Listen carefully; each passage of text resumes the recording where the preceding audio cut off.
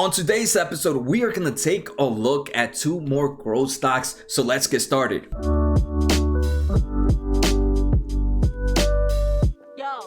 Like I mentioned, today we are going to take a look at two growth businesses. The first one is called LivePerson, and the ticker for that one is LPSN. The second one is Shotspotter, and the ticker for that is SSTI. If you guys don't know, if this is your first time watching, I am a growth investor, and right now I'm trying to find new growth companies to invest in. In the process, I find a lot of cool businesses, and those are the ones I'm going to present to you guys right now. Last week, in the past 4 days, I presented, I think, about 4 to 5 growth companies. Most of them are ones that many people don't know about, and I think that's pretty cool, right? I'm just trying to show, right, some of these companies I might find pretty interesting, but I'm not 100% sold on them yet. But I do think the information that I'm going to provide here, maybe some other investor might want to get into this market, and that's why I'm sharing, because all these companies that I'm going to take a look at have strong revenue growth and have a strong balance sheet, so other investors might find some useful information out of this. Again, these are pretty interesting companies, so let's get started. The first one is gonna be LivePerson. Like I said, the ticker for that one is LPSN. LivePerson right now, this was actually recommended by someone in the comments, and I do read the comments, so if you guys want a company, feel free to post the comments. Obviously, it has to be a company that I'm enjoying, and I enjoy the business market of, right? If you give me a company in biomedical, for example, I know nothing about biomedical, but I'm huge into technology, software, semiconductors, artificial intelligence. So those are the companies that I if you recommend and I like it, I would definitely do a video on them. So the market cap for LivePerson is about $2.5 billion. So that's a lot smaller than most of the other companies we have taken a look at. Right now, I want to compare LivePerson to before the crash in February. So if we take a look at the stock price performance since then, this company is still down 15%. One thing is, usually when things go bad, the companies with smaller revenue, for example, LivePerson has only 2.5 billion market caps. Investors are usually more worried with these businesses because they believe that they have a higher chance of things going bad, so usually they take a bigger hit. And before we go any further, guys, don't forget to hit the subscribe button, the thumbs up, and the bell. It helps the small channel out so much, and I truly appreciate the support. If you guys ever want to get in contact with me, feel free to message me on the comments. I respond. I'm pretty active there, but I'm also active on Twitter, and I have a Discord channel which is free to anybody that wants to join. Don't worry, I'm not charging you guys here for anything. At the same time, I am not a professional, and all of these stuff are just my opinions and not advice. Also, let me know what you guys want me to do my next video on. Last video, a lot of people asked for two more growth stocks, so that's what I'm doing today. But let me know. Right now, I was actually thinking maybe to do a video on how I find my growth companies. Like I said, in just the past 4 days, I've talked about numerous growth companies that most people probably have not heard of. Also, maybe you guys just want to listen to two more growth stocks, or maybe the top cloud stocks in the market right now that I like. So feel free to let me know on the comments. All right, so now let's take a look at what LivePerson does. And the best place to find what any company does is to go to their company website and try to look at the products. I'm a big fan of investing in a market that I understand. So if I look at the product selection and I don't really understand what they do, I normally try to take a look at another company.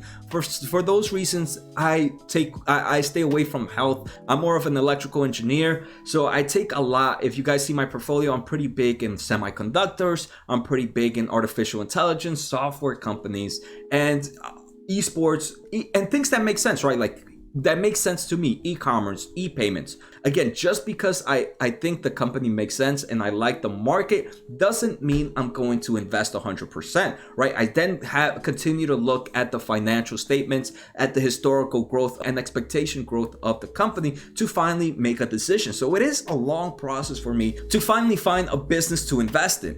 So LivePerson, what they pretty much do is they create artificial intelligence bots for big businesses where they pay their bots and the bots communicate with their consumers. So for example, if you guys every time you go to a company's website and you go to their chat, most of the time you're talking with a bot. The thing they are proud are that their bots are pretty active. And actually, let's take a use. They have a bot right here on their website. So we can go to their bot and then it's loading. Let's just try to play with it and see how it does. So it comes out, how can I help you today? And then you can go select, I want to learn more about LivePerson and their products. So then the bot continues to talk to me, and it's just connecting with our sales bot. So now their sales bot is gonna come. Their sales bot knows a lot more about their product applications. So now their bot is asking me, what can I help you with? Chat box, messaging, or why LivePersons? So I want to learn more about their chat bots. So then they give me a video actually of what they do and how it helps other products. So I think this is actually a pretty cool business, right? Because right now there's so many consumers and a company can't hire that much customer support. And right now, for example, I would prefer to find my information through text message. I'd rather not call. So let's say we're going to take a look at, they have partners with Delta, they have partners with Home Depot, they have partners with Lowe's, I think. We're going to take a look. But for example, if I want to find out about my order, I can just text there. I can just find about my flight information via text instead of calling and waiting in line. And I do think text is going to be, this text movement is a movement I am pretty bullish on. Both voice and text are things I am very bullish in. So they deal with different types of applications, as regular text message, WhatsApp, Facebook, Twitter, email, all type of bots for all types of scenarios. So now that we understand what they do, and again, if you guys want to look more into their products, feel free to check out their websites. They tell you how they already have pre-built bots. And let's say the bot is unable to answer the customer's question. All the messaging ends up going to this application that they have built. And if a live operator is available, it would move them to the live operator. If not, it would save that message until operating hours are back and open, and an operator becomes available for them. The application also comes with a lot of metrics to help their customers understand how their customers are reacting. So like I said, I do think this is a pretty cool business, and let's try to find out more about them. All right, so the next thing I want to take a look at is future growth forecasts. And these future growth forecasts are calculated by other analysts' expectations. So let's take a look at revenue growth. For the next 3 to 5 years, the annual growth of LivePerson is expected to be 20%.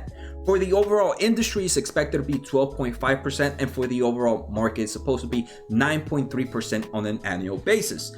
So what this pretty much says, for the next 3 to 5 years, every year on average for the next 3 to 5 years is expected to go revenue of 20%. So maybe one year it might grow 40%, then the second year it might grow 20%, and so on and so forth. But the average across those 3 to 5 years is expected to be 20% on an annual basis. Now let's take a look at annual earnings growth. Again, the similar concept.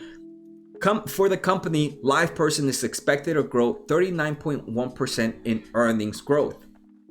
The market is expected to grow 23%, and the industry is expected to grow 17.1%. So we can see this LivePerson, it would be considered a growth business, because look, revenue is expected to grow at a faster rate than the industry and the market, and earnings are also expected to grow at a faster rate than the industry and the market for the next 3 to 5 years. Now let's take a look at who ownership of LivePerson. So right now, 7.2% of the total business is owned by individual insiders. The other 92.8% is owned by institutions.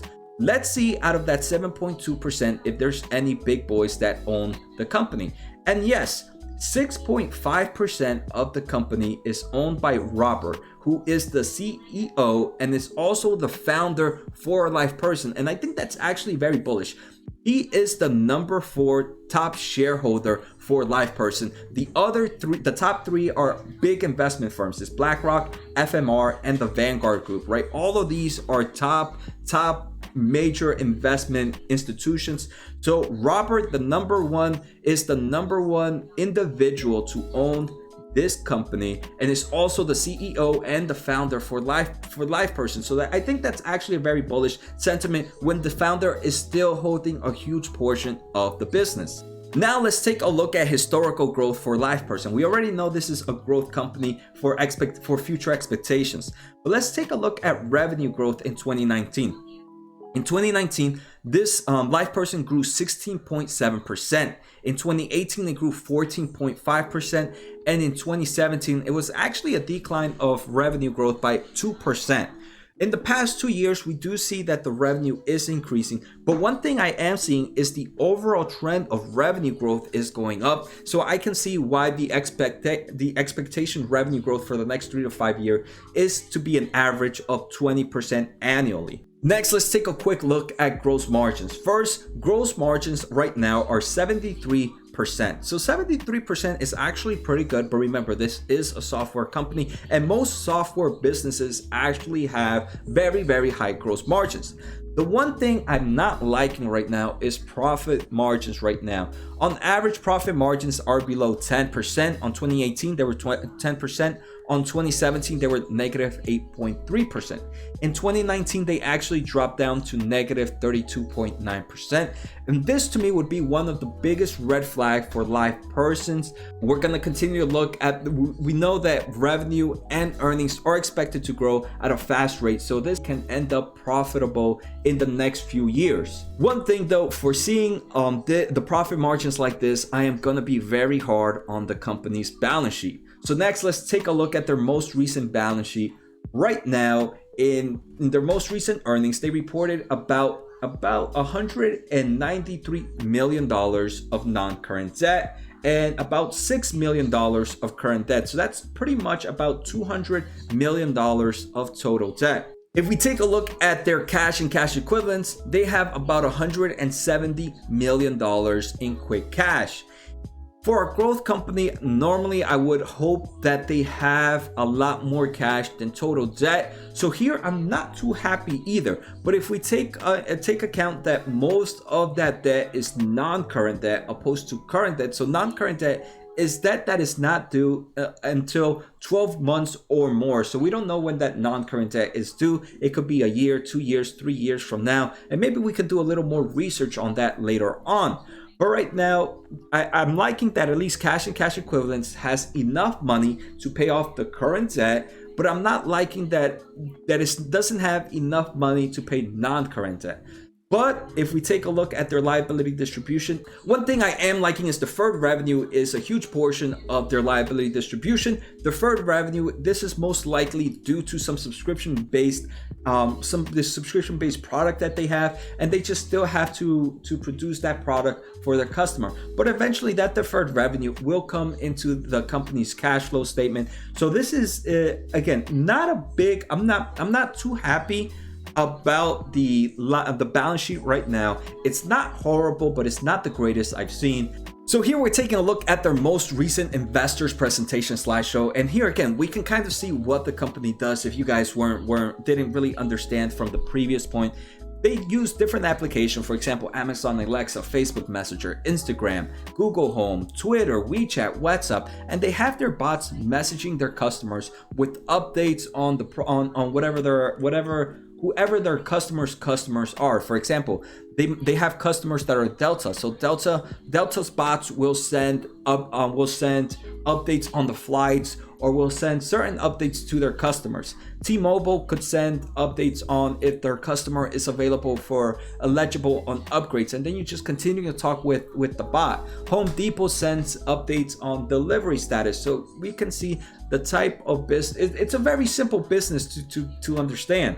And I don't know if you guys have ever watched The Office, and I just found this pretty funny. They do all types of messagings from email, website, phone, print, marketing, apps, search, social, one-way SMS, in-store messaging, and all that messaging goes to their consumer. And that reminded me of the episode of The Office when Ryan was talking about Wolf, And this actually seems like woof to me, right? It's all they message your consumer via all types of different applications or social or means of communication. So here on their earnings presentation, they also showed some cool things that a cool chart that I wanted to take a look at about their past growth.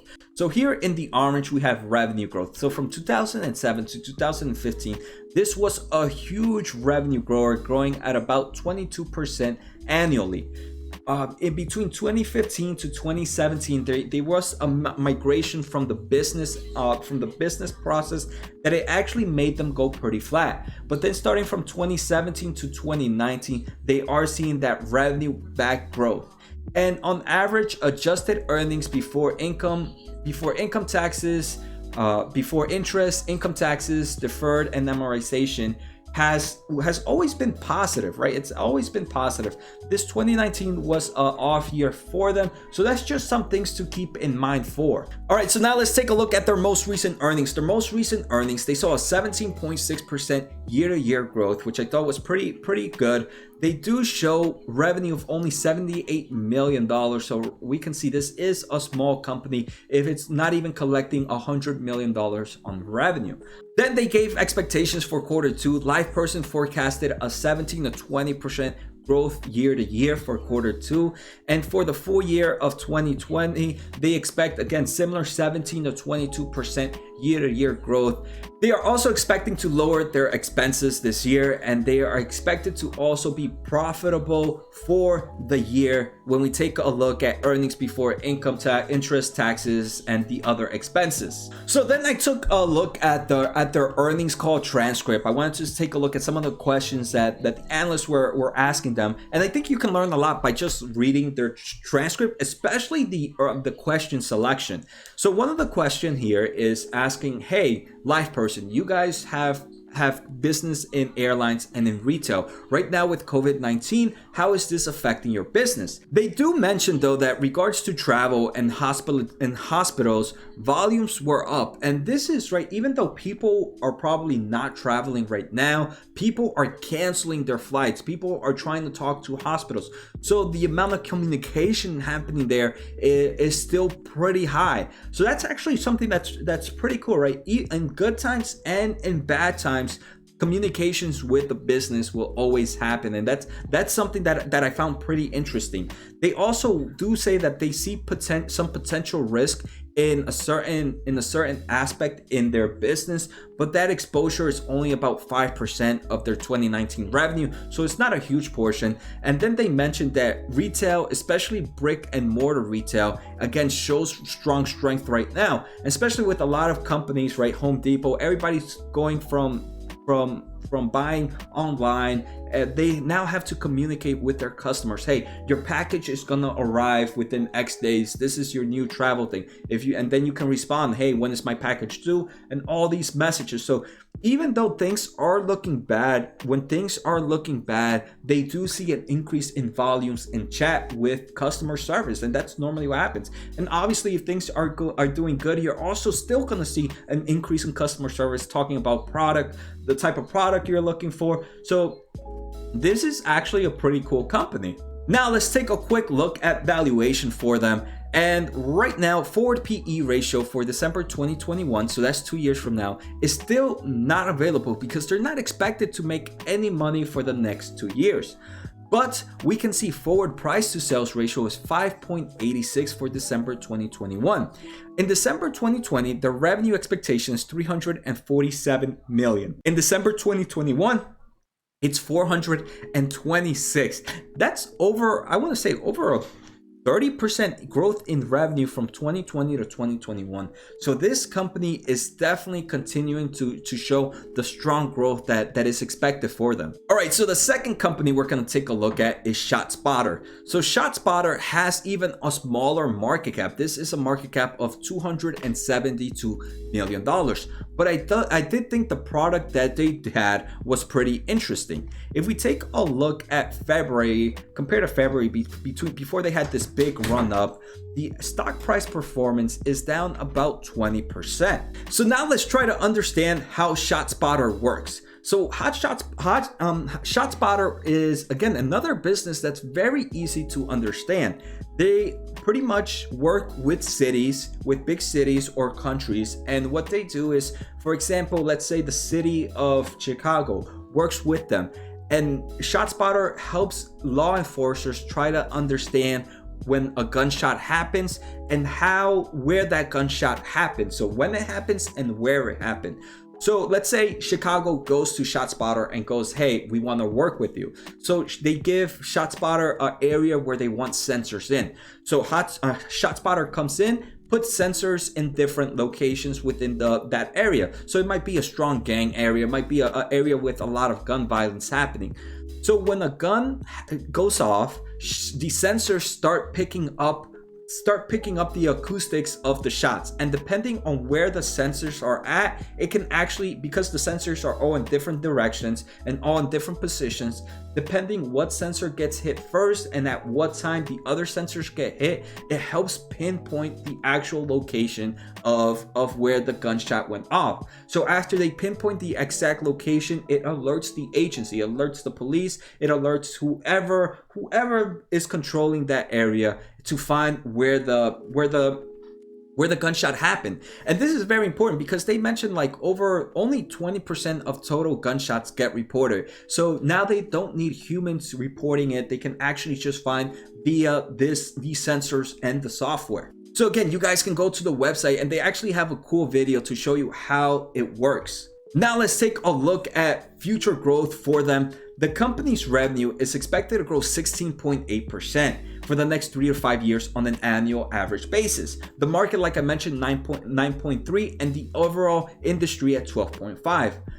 If we take a look at earnings growth for them is 65.1%. For the market is 23.1%, and for the industry is 17.1%. So analysts expect that Shotspotter beats both the market and the industry in both annual revenue growth and annual earnings growth. So we can see this is also another growth company. Now, if we take a look at ownership right now, I think this was pretty bullish. 20.4% of this company is owned by individual insiders. And now if we take a look at their share, some other top shareholders, their CEO owns 4.3%, and the member of or director owns about another 4%. So close to 8% is owned by two of their individual investors. And like I mentioned, 20.1 is by individual insiders, and I find that pretty bullish as well. Now, if we take a look at past revenue growth for Shotspotter, in 2019 they grew 17%, in 2018 they grew 46.25%, and in 2017 they grew 53%. Again, these are better. The expectation for the next 3 to 5 years is 6.8% on average. Now, if we take a look at margins growth, gross margins is 59.7 for 2019, for 2018 was 55.3, and for 2017 was 48.8. We do see an uptrend in gross margins, and that's something you definitely like to see in a growth company. Next, profit margins. In 2019 was the first year they were profitable at 4.4%. 2018 was negative 7.8%, and 2017 was negative 42%. Very similar to gross margins, profit margins are getting better and better every year. Now let's take a look at their balance sheet. This was a balance sheet I love to see. Look, if we take a look at their liability distribution, they have no current debt, they have no non-current debt. Most of their liability is actually deferred revenue, right? Deferred revenue makes up over 90% of their total liability. They have about $28 million in cash, which again, with that type of liability distribution, that's more than enough. To me, this is a very strong balance sheet, and this is also a very, very strong company in regards to growth and profits and margin growth as well. So now let's take a look at their most recent earnings. Their most recent earnings, they were up 9% compared to the same time last year. Not as high as expected. I would have loved to see over a 2% growth, a double-digit growth here. Next, let's take a look at their earnings presentation, and I found a lot of cool information here. So here is just a quick how it works, right? The first thing that happens is a gun is fired, multiple sensors then try to pinpoint the area. The location of the gunfire is triangulated based on the sensors. An alert is then sent to the subscriber. Officers arrive quickly to the precise gunshot locations with greater situational awareness, and then it also keeps the data for detailed forensic report. Let's take a quick look at the revenue. In this quarter, they only did $10 million on revenue. So on average, I want to say $40 million a year. They say that the total addressable market here is about over $1 billion. This is only depending on right now in the United States, over 1,400 domestic cities. Right there, they can do about 560 million annually. International opportunity, you can also have this in colleges, campuses, and these are markets that they're not in right now, but they foresee a future in there. They also talk about their defensive competitive mode. Right now, they say that since they are already in 100 law enforcement agencies, just the experience is something to deter others from entering this position. Right now, they also have 20 years of experience and they have 35 patents right now that will help them protect their market. Again, next we're going to take a look at their transcript real quick, and here is another thing that I'm pretty bullish on. Right now, they're not in the international market, but they are talking with Brazil and Mexico, and these are two countries with very high gun violence crimes happening. So if they move in other countries, that's again another big opportunity for them. And they mentioned that they said they feel sufficiently positive about the other countries, and they have formed subsidiaries in both Mexico and Brazil as the next steps continue with the overall international business. So now I do say I like Shotspotter a little bit more than LivePerson, but LivePerson is also pretty interesting. Both of these markets are ones I would consider pretty bullish on, and I can see why the growth is happening there. Now let's take a look at valuation. Forward price to sales ratio for Shotspotter is 5.35 for December 2021. Again, this is a very, very small company, only doing 10 million a quarter. And most of the company's revenue is actually 100% of the company's revenue. I know they mentioned it somewhere, is actually, here they go, nearly 100% of revenue is subscription based.